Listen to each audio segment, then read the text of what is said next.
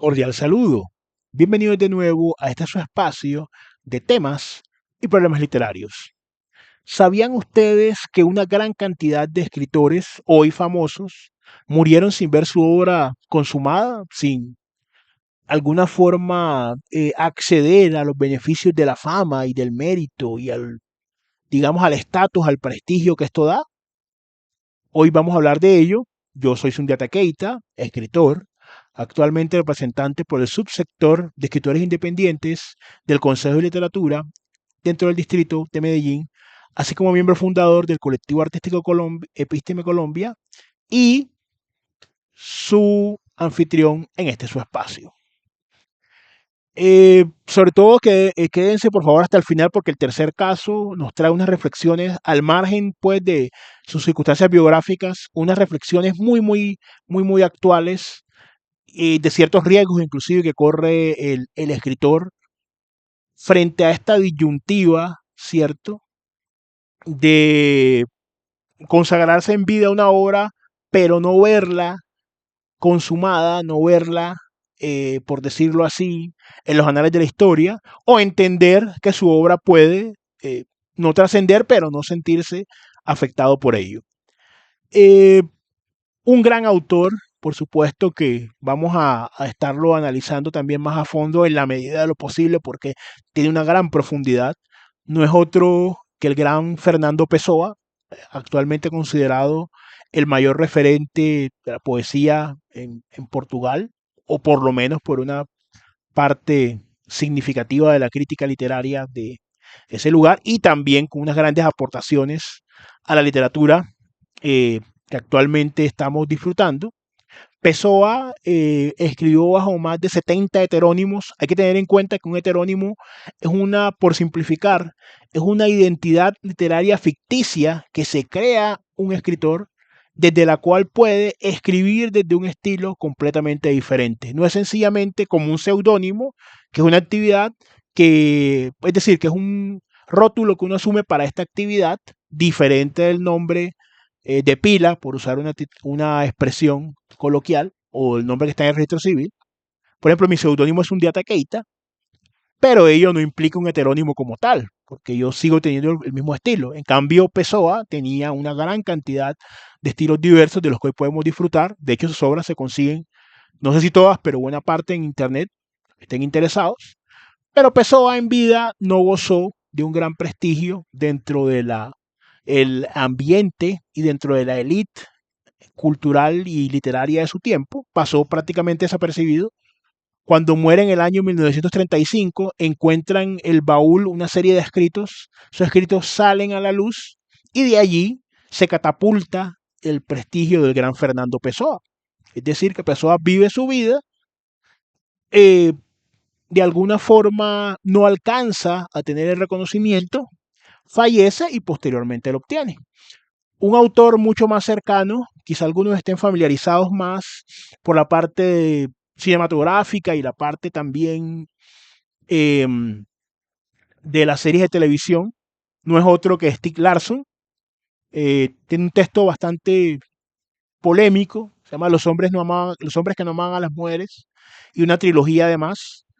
Este autor del libro de Los hombres que no amaban a las mujeres, un año antes de que su obra se consagrara, esta trilogía, muere pues en el 2004 por un infarto y no alcanza a ver que su obra vendió, y atención a este detalle, ha vendido más de 80 millones de copias. Es decir, todo lo que eso implica a nivel personal, a nivel profesional, a nivel artístico, a nivel económico, a nivel social, no alcanzó a ver eso. En su caso, por una circunstancia ya, digámoslo así, natural.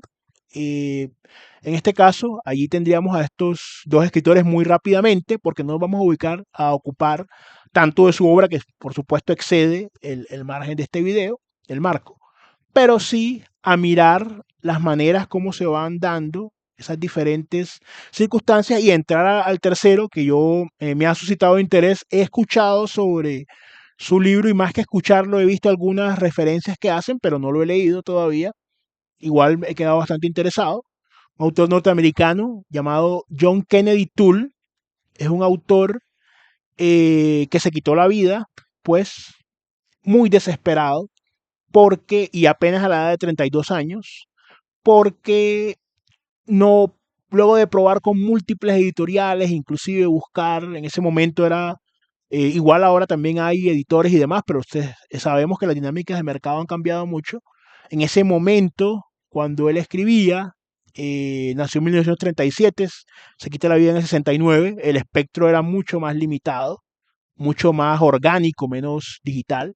Eh, entonces, este autor se desespera, de hecho el, el editor le dice, sobre todo según palabras de su madre, que fue la que es la que impulsa la obra de él, porque encuentra los manuscritos y ella sigue, lo lleva después a otro editor y en el año 76 y en el año 81, esta obra por la que se le conoce en los círculos académicos se llama La Conjura de los Necios. Esta obra alcanza el premio Pulitzer en el 81.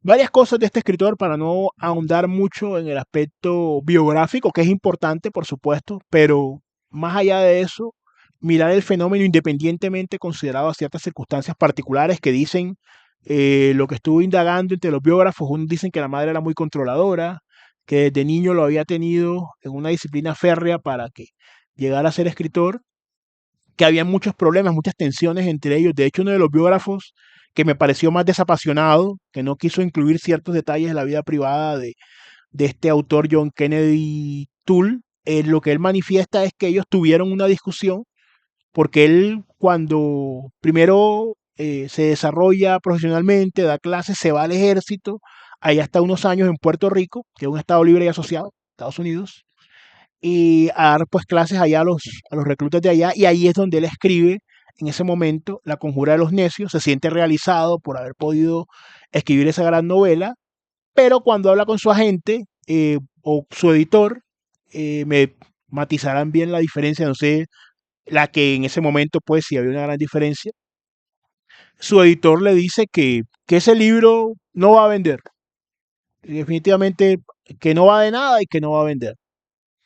Y es la versión que la madre sostuvo pues hasta su muerte. La madre, que es la que impulsa después la obra, después de la muerte de su hijo, eh, como ya les había dicho, hace hincapié en que fue culpa eh, del editor. Lo que se sabe es que Tull tiene esa discusión con su madre, que ella se lleva el secreto a la tumba, porque no dice exactamente qué había pasado, se va de la casa, a andar el país, se va en su carro, pasa 2 meses errando en la carretera, pero por alguna razón regresa a Nueva Orleans, que era donde era él, y antes de llegar acaba con su vida dentro de su auto, deja una carta.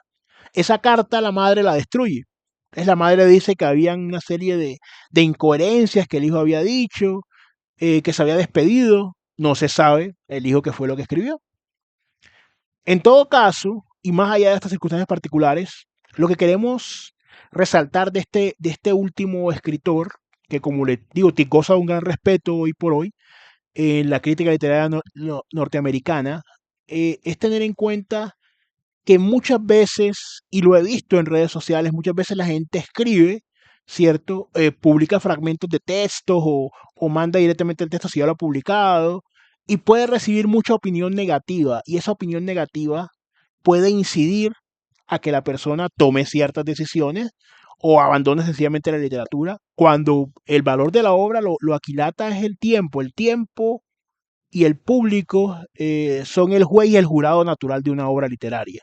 Tiempo y público son juez natural y jurado de la obra literaria. No lo son los contemporáneos, no lo es la misma industria. Ahora, evidentemente, hay una dimensión, por supuesto, emprendedora y el escritor debe estar familiarizado con ella e impulsar su obra. Hoy en día hay muchas más vías para hacerlo que en la época de John Kennedy Toole, pero el fenómeno es el mismo. O sea, realmente él recibe ese golpe anímico, ¿cierto? No sabemos en qué medida habían otros factores que, como vimos, ya quedaron de una forma subterránea, pero recibe ese golpe por parte de su editor, como una persona puede recibirlo en redes sociales, por parte de alguien que le diga que también, o que sea efectivamente un editor, pero que trate con desprecio esa obra o que sencillamente eh, la persona se asfixie, ¿no? Se queme, como se dice coloquialmente, al tratar de llevar su obra y no ver el resultado en vida. El resultado puede no verse en vida. Entonces trata de recordar esto, tomarlo como consejo para todos, recordar esto, que no siempre va a llegar en vida, pero que la obra que es buena, que es sólida, va a resistir el paso del tiempo, como en el caso de Pessoa, como en el caso de Larson y como en el caso de Kennedy Toole. Quisiéramos saber, ustedes qué opinan, ¿cierto? Lo más importante, que compartan, ¿cierto? Lo más importante además, aparte de compartir, de suscribirse, que nos comenten, ¿no? Eh, ¿Qué otros escritores conocen ustedes con estas características que en vida no alcanzaron la fama ni la fortuna que su obra alcanzó después? Si alguna vez ustedes en su ejercicio como escritores se han sentido tan desesperados como en el caso muy concreto de Tool, si lo han sobrellevado, esa clase de situaciones. Y como siempre, es un gusto compartir con ustedes. No siendo más por el momento, nos veremos en un siguiente episodio para estar allí más o menos conectados y conocer sus impresiones y en esta retroalimentación. Entonces, nos veremos en un siguiente episodio.